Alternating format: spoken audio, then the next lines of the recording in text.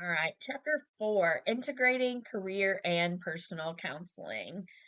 In this chapter, I'm going to talk about the importance of seeing this as one entity.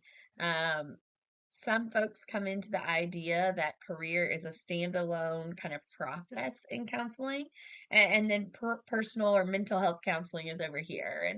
And you're going to hear me talk about over and over again that a holistic view of the person is going to be looking at these two processes at the same time.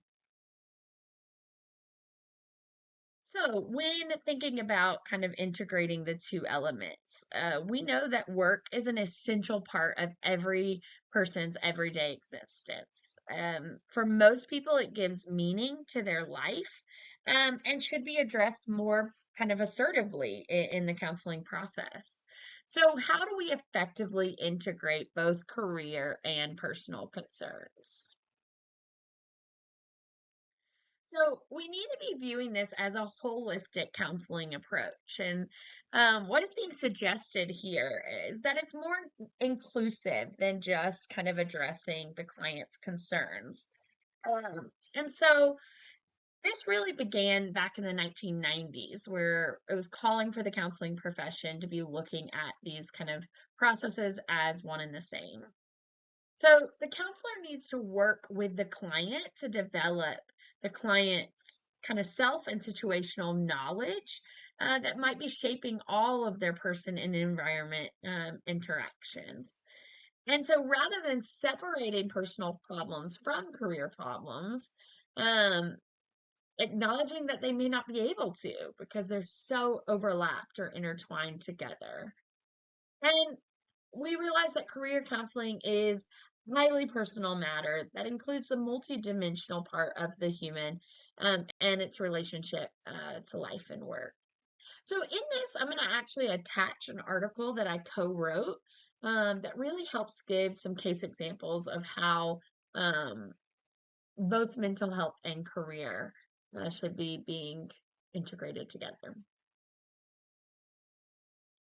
The biopsychosocial model.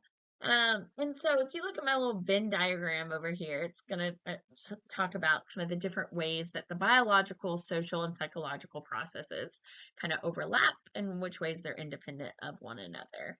So we know that from cognitive science as well as neuroscience, that the interplay between all of these processes are major forces that drive behavior and that there are interrelationships between the personal and career problems that affect multiple life roles on any given day.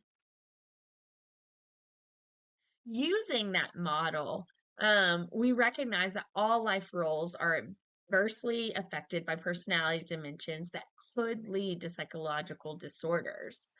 Um, and the interrelationships of career and personal concerns are obvious. So, anxiety and tension can often result in confusion and increase one's vulnerability to develop psychological disorders. So, we know that systematic desensitization is a progressive muscle relaxation technique. And in it, one reduces anxiety through muscle relaxation while visualizing anxiety provoking events.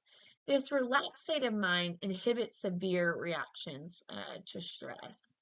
So we know that career, affective, cognitive, behavioral, and cultural dimensions are all interrelated.